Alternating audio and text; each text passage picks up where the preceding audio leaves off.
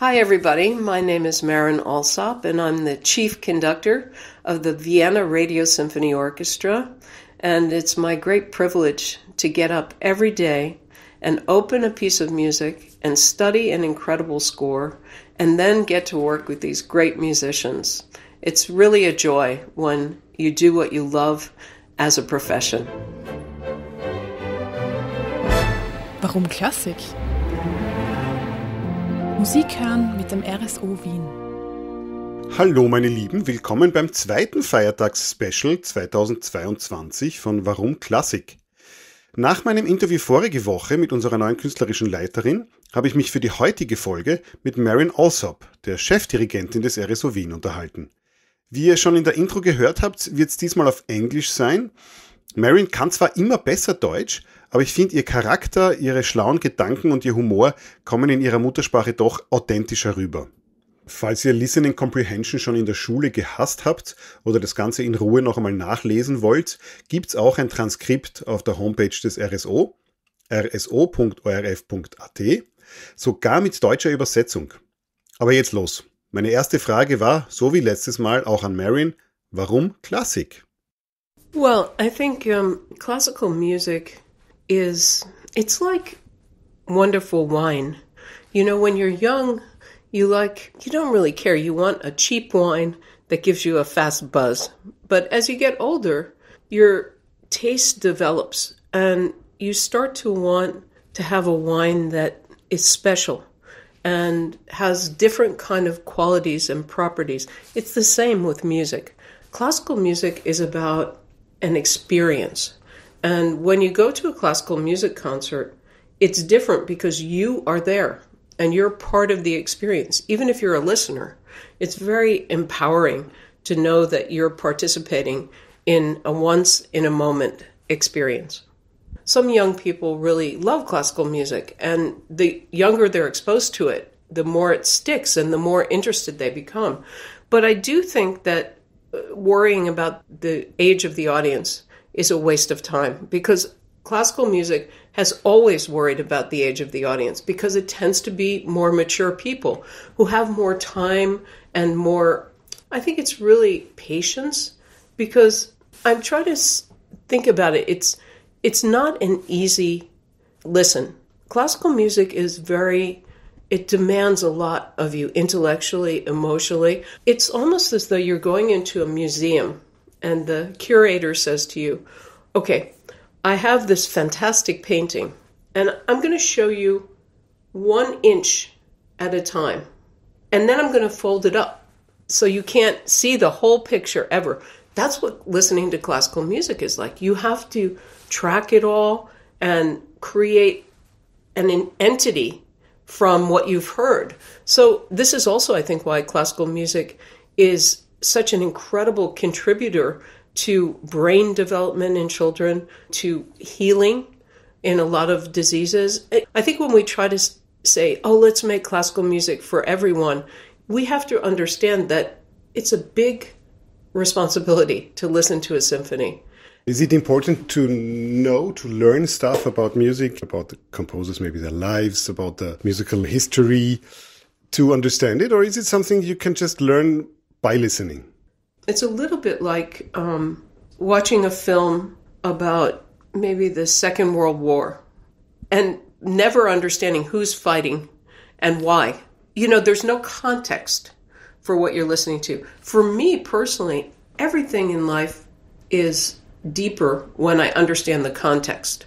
So when I know why Beethoven wrote his Third Symphony, and the fact that he originally dedicated it to Napoleon, who for Beethoven was a hero. And then when he finds out, he's just a megalomaniac and he's completely self-absorbed, and he tears up the dedication page. I mean, this to me gives the piece a real relevance in our existing world as well as in Beethoven's time. Think about Bach. I just imagine him every Saturday night with all of his kids, Daddy, Daddy. And he said, look, I got to finish this cantata for tomorrow morning. Every Sunday he had to write. It was a piece for purpose. going to a live concert as opposed to put on a record of a symphony. What's the difference, or why not just listen to all this stuff on Spotify or something? When you go into a concert hall, there's a certain ritual about it. There's a sense of occasion. You're joined by other human beings, and it's all about the collective energy of being in the same space with the artists and having this shared experience. I think community is really what it's all about. And I think community, especially coming out of COVID, is really critical. We see that we can do a lot of things online and we can do a lot of things alone, but we're not really healthy emotionally after that kind of separation. We need to be with each other and we need to have shared communal experiences. The great thing about music is that it's not partisan. It doesn't prescribe what you should think or what you should feel. You and I can sit in a concert and listen to a piece and have a completely different reaction, and both reactions are valid. So that's what I love about music, that it's about imagination, and you can access it from wherever you are personally. This ritual, I mean, maybe that's just me, but I think sometimes it really seems strange. This kind of zoo, people come and look at us and listen, and we have this fixed ritual of the orchestra coming to stage, the conductor. Would the same experience be imaginable with another ritual to you? Well, the ritual has changed over the decades, for sure. I mean, I don't think it's necessarily that you dress up and you're not allowed to clap and there are a lot of rules. I don't think that's what is interesting about the experience. I think it's about coming together. And for me, listening is not a passive experience. It's a much more active, engaged experience. And I always think about the audience, and I think as musicians, we all feel the energy that the listeners bring to the space. But, I'm a great believer in mixing up the rules and the presentation. But I think the ritual of coming together to experience live music is one that is age-old and important to us as human beings. Do you like to go to concerts? Do you enjoy going to concerts as a listener? Oh, I love concerts, especially when I'm in a city like Vienna or London. I think probably is the place I go to the most concerts, because every night there's something different, and you can hear a new orchestra, a new conductor, a new soloist in the same concert hall, the same acoustic, and hear the differences. And so I do enjoy it. I don't often have a lot of time to indulge, but I love going to concerts. And can you really immerse on an emotional level, or would you say that you tend also to listen technically, to watch what your colleagues, conductors do and how they do it? Is it possible to put away the professional hearing, or is it necessary? I don't think any of us can. When you arrive at a certain level in a field, you've specialized so much, it's very hard to then put yourself back in the position of just being a naive listener, innocent maybe listener. So I think it's hard, and sometimes it does feel like work, when I'm at a concert, that I'm thinking about the balance and maybe the setup that the conductor chose and why this and that. But at the same time, I still am in awe of the art form and of the artists on stage always. Even if I don't agree with the interpretation, I can be moved by the experience. What was the beginning of your musical story? Did you have some kind of awakening experience, or? My history is not really typical, because both of my parents were professional musicians. So, they were busy trying to figure out which instrument I should play before I was even born. And so I came into the world with parents who had aspirations for me to be a concert pianist. And so that was the instrument that they directed me toward. And I hated it. I really did not like the piano at all. And it was great because I retired from piano when I was 6 years old. And then I went to a camp, and my mom said, "Oh, you might have to play the violin at the camp." Of course, it was like, wow, the most rigorous violin camp in the world. But it was interesting because I fell in love with the violin. And that was the instrument more suited to me. And so that's given me a real insight into kids, young people, that there's an instrument for every single person. And sometimes it takes kids longer to find that instrument, and sometimes they see the instrument and they immediately know it's like a lost cousin or something. So violin really stuck with me. Do you still play? No, I don't play anymore. Occasionally I play a bit. But, when you don't have time to practice, it's really not fun anymore. And then I was playing in the orchestra, which I loved, at Juilliard Pre-College shortly after that. And I fell in love with the orchestra as an instrument. I should confess a little bit that I was already getting into trouble. I'm a bit of a troublemaker, or I was. I'm not anymore. And I was getting yelled at because I was smiling and I was moving and all these things that classical musicians aren't supposed to do. And then I went with my dad to this concert, and the conductor was jumping around like a crazy person. And I thought, oh, I need to be the conductor because he's having a great time and nobody's yelling at him. So that was my motivation. And the conductor was Leonard Bernstein. He became my teacher eventually. Did it turn out to be true that the conductor is having the most fun and can do what he wants? Or she? I think, yes. I think more so, certainly, than... it surely beats being told what to do by a conductor. I think that's the frustration of being a symphonic musician or orchestra player, because, often you have to follow direction from people that, don't really have the same insight even as you do. So I have to say that I never changed my mind. It was really interesting. I was 9 years old, and I was so drawn to it, and I've loved it every single day and every single minute. And so it was a good decision. How is it to be a conductor without playing the piano? Usually you hear that conductors all study their scores on the piano. Well, I think that that idea that every conductor should be a pianist is really changing, because the reality is that most pianists don't play in the orchestra.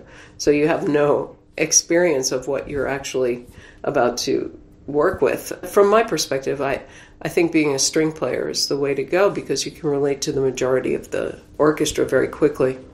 But, I can play the piano enough to get through some scores. So, I think that is an important skill to have. So you became a fan of Bernstein, and then when did you meet him? Well, I met him a few times in my teenage years because my parents, again, worked with him, and I was able to go to rehearsals and things like this. But I didn't begin studying with him until 1987. And that was great. And then I spent lots and lots of time with him and traveled a lot with him. And he was fantastic. Scary too, but he was, he was so much about the music. And the responsibility of conductors is that we have to be the messenger for the composer. And you have to put the composer always first. Bernstein believed that music could really, I think, change the world. And he tried to use music as a vehicle to react politically or to react emotionally. When the Berlin Wall came down, he was there playing Beethoven 9. He always tried to use music as a healing force. And I love that.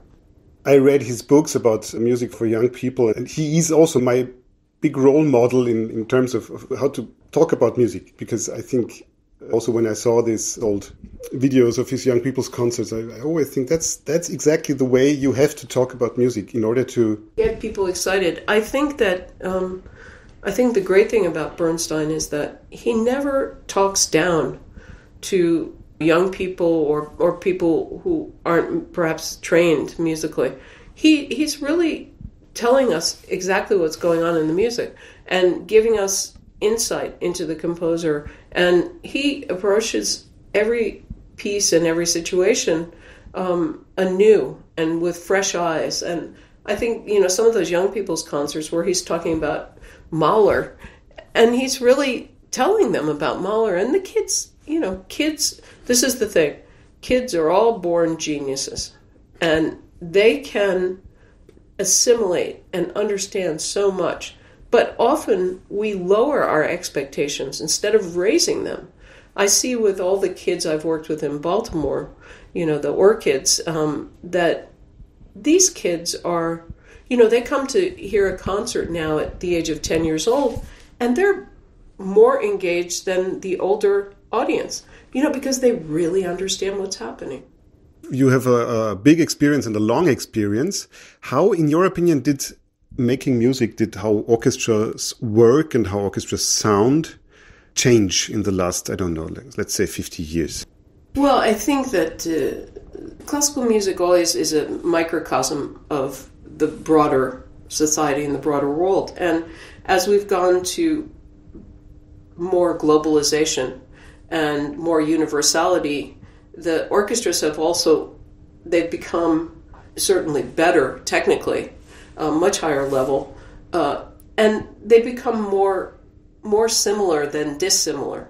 Now, that's not to say that orchestras today don't have personality, but I think they're more capable of playing all kinds of different styles. I remember early in my career, trying to do some Bernstein with a couple European orchestras. It was rough, because they didn't have a feel for the swing. Today, it's completely different. But back then, they played Brahms in a way they don't play it anymore, especially, I think, the European orchestras.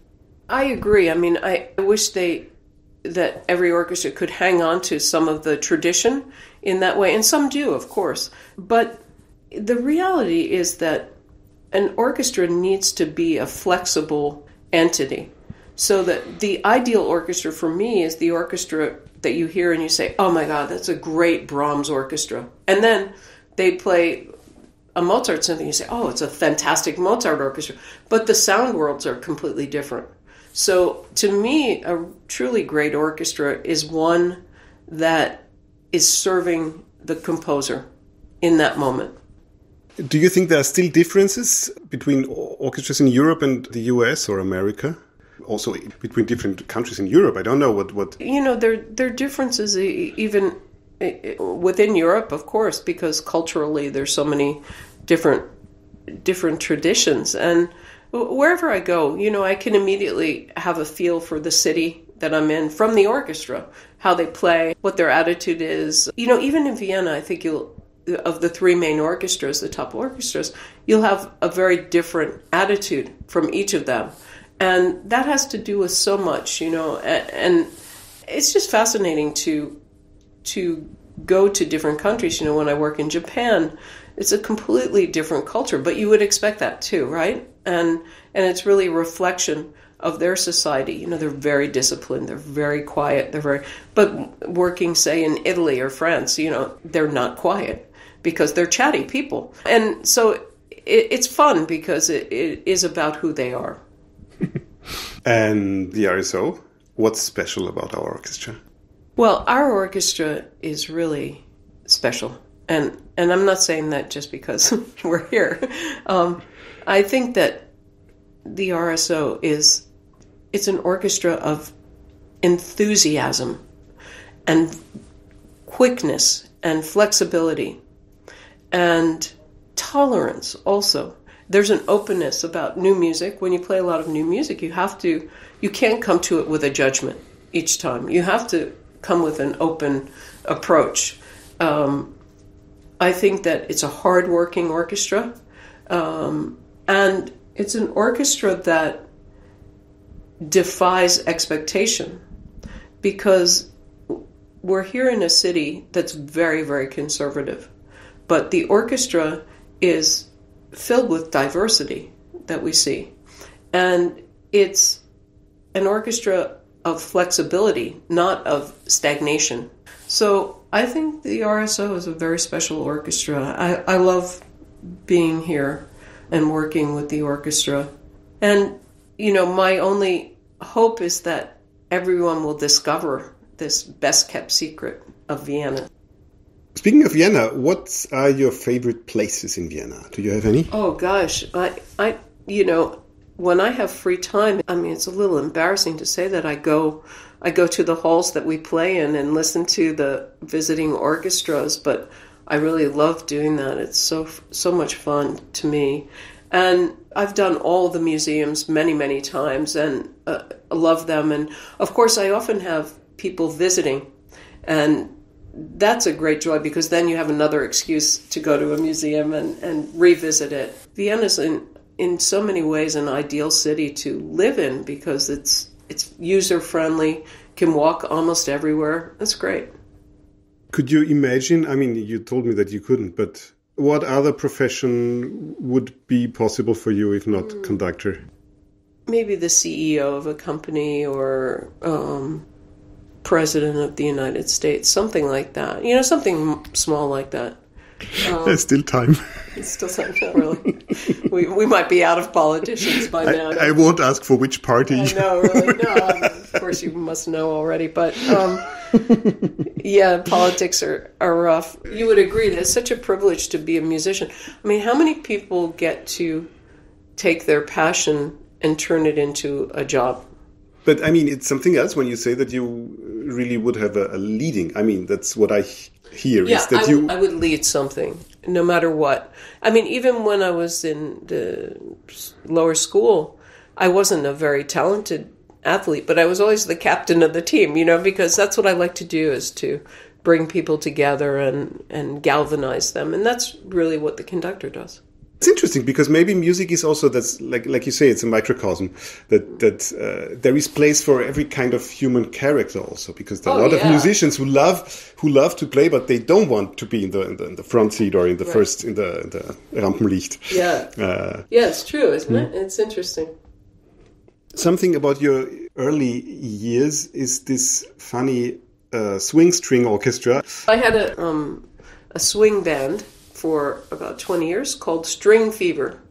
And it was all string players, all friends of mine from Juilliard and other walks of life. Yeah, that was great. So this kind of crossover idea was always something close to you, because also that's something that maybe connects you to Bernstein. I think that my love of American jazz, it comes from my father. He was the concertmaster of the New York City Ballet Orchestra, but he also played saxophone and clarinet and flute in a big band, a touring big band. Also, he was a great whistler. So he was always listening to jazz and always playing along with records. And my mother and I were very snobbish about it always. Oh, God. So, and then, as it turned out, I kind of fell in love with jazz and swing music in particular. But that was a great group and a great experience. And you know, the idea of organizing it, and I managed the whole thing. So I really started to understand what goes into creating a successful ensemble. And that's been very helpful, too. That's, again, the leader role. Yeah, exactly. Can't get away from it. Vielen Dank, Marin, für das tolle Gespräch. Ich hoffe, es hat euch genauso viel Spaß gemacht wie mir. Feedback gerne wie immer an warumklassik in einem Wort @orf.at. Ich wünsche euch schöne Feiertage und hoffe, dass wir uns im neuen Jahr auch wieder hören. Stay tuned.